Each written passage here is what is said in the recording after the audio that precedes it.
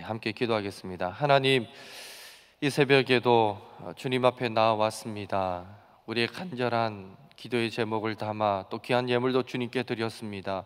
주여, 우리의 마음을 아시는 주님, 한 영혼 한 영혼 살리고자 하는 간절함이 저희들 심령 가운데 있사오니 주여 응답하여 주시고 또 그 일이 가능할 수 있도록 지혜도 주시고 힘도 능력도 허락하여 주셔서 우리가 소원하는 그 이상으로 놀라운 열매가 우리의 삶 가운데 충만하도록 주님 역사하여 주옵소서. 함께 나누는 이 말씀을 붙잡고 이 새벽에 간구할 때에 분명한 주님의 음성과 확신을 가질 수 있는 복된 새벽 되도록 도와주옵소서. 예수님의 이름으로 기도드립니다. 아멘. 이 땅에 세워진 교회라면 어느 교회를 막론하고 가장 중요하게 여기는 것이 바로 전도일 것입니다. 전도. 교회가 전도를 중요하게 여긴다는 사실에 어느 누가 토를 달겠습니까? 아무도 그 사실에 이견은 없을 것입니다. 전도는 예수님의 유언과도 같은 지상 명령이기 때문입니다. 아무리 강조해도 지나치지 않은 것입니다. 이렇듯 전도는 너무 중요하기에 신약 성경은 전도를 여러 가지 단어를 사용해서 강조하고 있는 것을 보게 됩니다. 첫째로 유앙겔리조라는 단어를 사용하고 있는데요, 그 뜻은 기쁜 소식을 전하다라는 뜻입니다. 기쁜 소식을 전하다. 주로 전쟁에서 아군이 승리했을 때 그 승리했을 때의 승전보를 가리켜서 유앙겔로스라고 부릅니다. 유앙겔리조의 명사형이죠. 유앙겔로스라고 부릅니다. 우리가 잘 아는 대로 마라톤은 기원전 490년에 아테네와 페르시아 간의 이 전쟁에서 아테네가 크게 승리했을 때 필리피데스라는 한 병사가 마라톤 그 광야에서 아테네까지 약 한 40km를 쉬지 않고 달려와서 그 기쁜 소식을 전하고 그 소식을 전하고 죽었죠.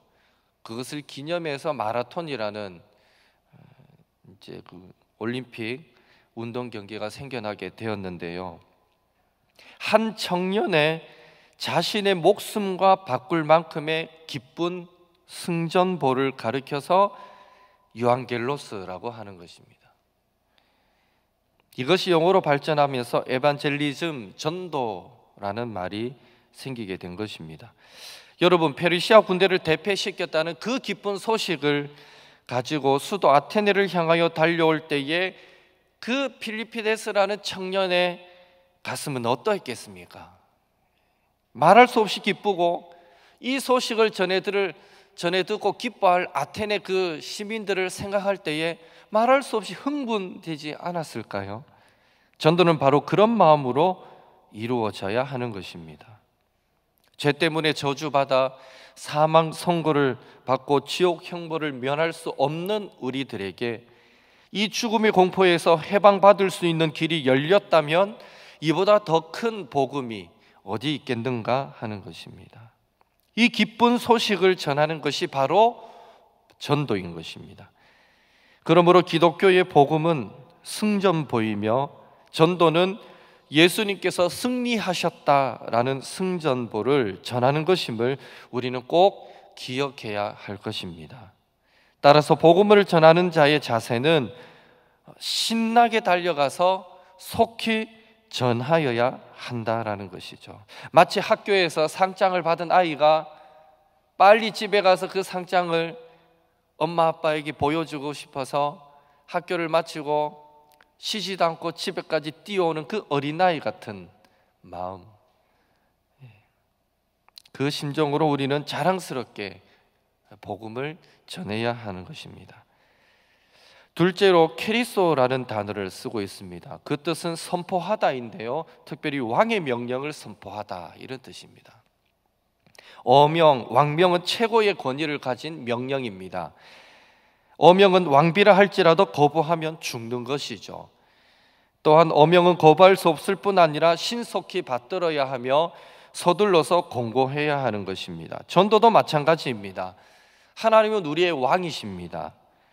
그러므로 우리는 왕이신 하나님의 전도 명령을 거부해서는 안 되고, 때를 얻든지 못 얻든지 서둘러 힘써 하나님의 뜻을 전해야 하는 것입니다. 이것이 바로 전도인 것입니다. 셋째로 디다스코라는 단어를 사용하고 있는데요, 그 뜻은 가르치다, 교훈하다, 설교하다, 다양한 의미로 쓰이고 있습니다. 일반적으로 선생은 진리를 먼저 깨달은 사람을 가리킵니다. 따라서 선생된 자의 기쁨이 있다면 그것은 아직도 진리를 모르는 자들에게 그 진리를 가르쳐서 그들로 진리를 배워 깨닫고 기뻐하도록 하는 것, 그것이 선생된 자의 기쁨인 것입니다. 그래서 예수님은 마태복음 28장 18절 이하에서 전도를 명령하실 때 내가 너희에게 분부한 모든 것을 가르쳐서 지키게 만들라고 그렇게 명령하고 계신 것입니다. 따라서 예수님을, 교회를, 영생을 가르치는 것, 그것이 바로 전도인 것입니다. 아무쪼록 전도는 예수님께서 4만 곳에 깨뜨리시고 승리하셨다는 승전보를 전하는 기쁜 일이고, 전도는 진리를 먼저 깨달은 자들이 그렇지 못한 자들에게 진리를 가르쳐주는 의미 있는 일이며, 전도는 왕이신 하나님의 명령으로 거부할 수도 없고 신속히 선포해야 할 일임을 기억하시고, 이후로는 그런 자세로 전도에 임하시는 우리 서문의 권속들이 되시기를 예수님의 이름으로 축복합니다. 그렇다면 예수님과 교회가 이토록 중요하게 여기는 전도, 이 전도라는 말을 들을 때 여러분은 그 전도의 중요성을 스스로 어떻게 각성시키고 계십니까? 그래, 전도해야지. 이번에는 꼭 한 사람을 내가 전도하고 말 거야. 하나님, 저에게 전도할 수 있는 힘도 주시고 능력도 주시고 지혜도 주시옵소서. 이런 간절한 심령이 있어야 전도가 될 텐데요, 여러분은 어떻게 이런 간절한 마음이 여러분 심령 가운데 불같이 일어나도록 만들고 계십니까? 나는 애써 만들고 있지 않는데 라고 여러분 심령 가운데 답변하신 분이 계시면 잘못하고 계신 것입니다. 만들어야 됩니다. 저는 전도라는 말을 들으면 항상 떠올리는 친구가 있습니다. 고등학교 친구고요, 고1부터 고3까지 항상 같은 반을 했었고, 상진이란 친구인데 3년을 쫓아다니면서 교회 가자고 전도를 했는데 정말 친했거든요. 각게 말만 하고 오지를 않는 거예요. 그렇게 전도를 줄기차게 한 결과 3학년 2학기 들어서면서 이 친구가 결국 두 손을 들었습니다. 갈게, 진짜 간다. 내가 네 친구 아이가 진짜 갈게. 드디어 이 친구가 넘어오는구나. 그런데 전제 조건은 우리 이제 시험이 얼마 안 남았으니까, 학력고사가 얼마 안 남았으니까 딱 몇 달만 참아도 시험 쳐놓고, 그리고 한 2주인가 3주면 지나면 바로 그때는 합격 발표가 났었으니까 딱 발표 나는 거 듣고 합격 딱 하면 교회 갈게 이러는 거예요. 제 생각에 내가 3년을 지금까지 참아왔는데 전도하려고 앞으로 3개월을 내가 못 기다리겠나. 그래, 좋다, 네 약속 잊지 마라. 서로 약속하고. 그래서 저는 한 번씩 기도할 때마다 그 친구 마음이 변치 않도록 기도하고, 이왕이면 또 시험에 떨어져가 안 간다 소리 안 나오려고 그 친구가 대학에 합격하도록 기도해주고, 그렇게 3개월을 보냈는데 드디어 그 친구가 원하는 학교 합격했다는, 원하는 과에 합격했다는 소식을 서로 전화로 나누고 기뻐하고, 이제 됐구나, 이제 교회 오면 됐다 생각했는데 그 전화를 나누고 불과 3일이 지나지 않았는데 어느 날 전화가 오기를, 다른 친구를 통해 전화하는데 그 친구가 죽었다는 거예요. 너무 충격을 받았죠. 알고 보니까 급성 폐혈증, 단순 감기인 줄 알았대요. 처음에 열도 나고 기침도 좀 나는 것 같고, 그래서 약국에 가서 감기약 사가 와서 먹었대요. 그런데 그 다음 날도 더 열이 오르고 좋지 않아도 하루 더 버텼대요. 그 다음 날 되니까 의식이 없어져가지고 병원에 갔는데 죽어버렸어요. 그래서 급성으로 오면 그렇게도 되는 것 같습니다. 그래서 전화 통화한 지 며칠이 지나지 않았는데 죽었다는 전화를 받고는 그래서 그 친구 장례 치르는 동안 참 가슴이 아파서 많이 울었던 기억이 있습니다. 특별히 그 친구가 예수님을 믿지 않고 죽었다라는 사실이 얼마나 저에게 큰 한이 되었는지 모릅니다. 그래서 그 친구의 장례를 치르면서 하나 다짐했던 것은, 제가 더 깊이 깨달았던 것은 전도는 정말 미루는 것이 아니구나, 전도는 어떤 경우에서도 미루는 것이 아니구나 하는 사실을 저는 깊이 한번 깨달은 적이 있습니다. 그 이후로 세월이 많이 지났습니다. 전도를 생각할 때 그때만큼의 간절함이 저에게서 많이 사라졌다는 것을 솔직하게 시인하지 않을 수는 없습니다. 그러나 저는 목사님을 통해서 전도하자는 말씀이 나올 때마다 매번 제 마음을 다잡기 위해서 날 위한 예수님의 그 십자가 희생도 기억하지만 또 예수 믿지 않고 죽은 그 친구를 떠올려 보면서 그때 그 안타까워했던 마음을 떠올려 보면서 제 마음에 그래, 전도해야지, 전도에 대한 열정을 불러일으키려고 노력하고 있습니다. 모르긴 몰라도 여러분도 나름 전도하자는 말을 들을 때 여러분의 마음을 다잡기 위한 다양한 노력들을 스스로 하고 계시다라고 여겨지는데요. 그렇다면 우리는 왜 스스로 영혼 구령의 열정을 불러일으키면서까지 그렇게 전도해야 합니까? 그것은 바로 전도야말로 최고의 사랑이기 때문입니다. 우리 그리스도인들이 우리가 남에게 표현할 수 있는 최고의 사랑이기 때문이죠. 오늘 본문에서 예수님은 말씀하셨습니다. 13절 한 번 더 같이 읽어보겠습니다. 본문 13절입니다. 사람이 친구를 위하여 자기 목숨을 버리면 이보다 더 큰 사랑이 없나니. 사람을 사랑하고 이웃을 사랑하는 것에 대해서 우리 사회는 성경과 거리 있는 해석들을 하곤 합니다. 가령 세상은 물질적 구호, 또 구제, 원조만을 최고의 사랑이라고 생각합니다. 물론 예수님도 공생의 사역 가운데 많이 구제하시고 구호하는 사역들을 하셨습니다.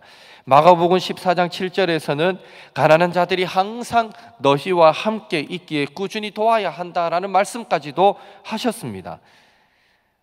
그러나 예수님은 구제 구호보다도 더 중요한 최고의 이웃 사랑을 말씀하셨는데, 그것은 바로 친구를 위하여 목숨을 버리는 것이다, 목숨을 잃는 것이다 라는 것이죠.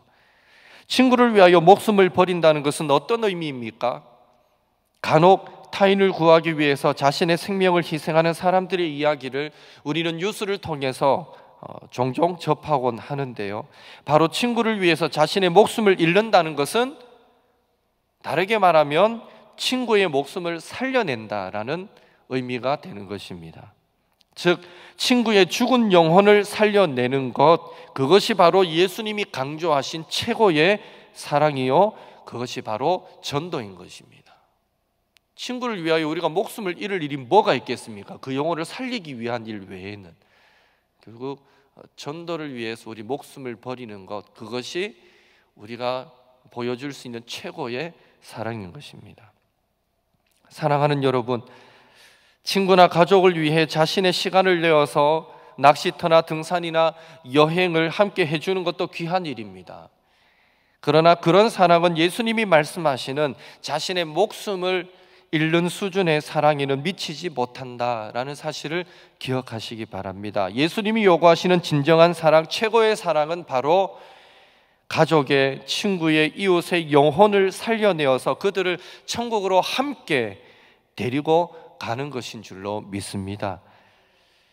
미국의 유명한 성직자인 브룩스 목사님은 중병에 걸렸을 때에 어떤 친구도 병문안하는 것을 허락하지 않았는데, 유독 변호사였고 정치인이었던 친구 로버트 잉거솔이라는 사람의 방문만큼은 허락해 주었답니다. 아마 마지막 자기 병 걸려서 죽어가는 모습에 좀 남에게 보이기 싫었던 것 같아요. 그런데 유독 한 사람, 잉거솔이라는 친구의 병문안만큼은 허락했다고 합니다. 그래서 한날은 잉거솔이 브룩스 목사님에게 물었습니다. 다른 사람은 다 거절하면서 특별히 나만 당신의 이 방문을 허락하는 이유가 뭐냐 라고 물었습니다. 그러자 브루스 목사님은 진지하게 이렇게 말했답니다.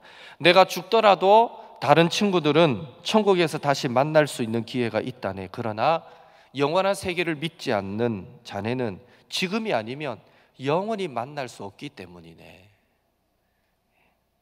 그날 인거솔은 충격을 받고 하나님을 영접했다는 그런 일화가 있습니다. 아무쪼록 지금 지옥으로 달려가고 있는 친구, 가족, 이웃의 영혼을 걱정하여 전도해서 살려내는 것이야말로 예수님이 인정하시는 최고의 사랑이다라는 사실을 꼭 기억하시고, 우리 주변에 죽으면 영원히 이별할 수밖에 없는 그런 불신 가족들, 이웃 친구들에게 이번 가을에 복음 전도라는 최고의 사랑을 선물하여 많은 영혼들이 구원받는, 특히 저와 여러분을 통해서 구원받는 역사가 일어나게 되시기를 예수님의 이름으로 축복합니다.